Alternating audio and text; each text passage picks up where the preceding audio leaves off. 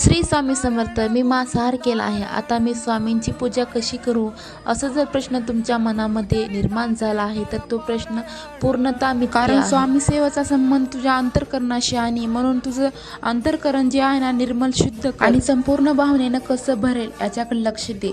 तुझं मन चिंतन स्वामीच्या चरणावर कसं राहील, फक्त याच गोष्टीवर विचार करू आणि त्यांची मनाच्या अंतःकरणातून सेवा कर. स्वामी निश्चितपणे तुझ्यावर कृपा करतील. फक्त मांसाहार केला म्हणून स्वामी सेवेतून लांब करण्याचा विचार सुद्धा करू नकोस आणि कोणत्या पण कारणाने स्वतःला स्वामीपासून दूर करू नकोस. श्री स्वामी समर्थ.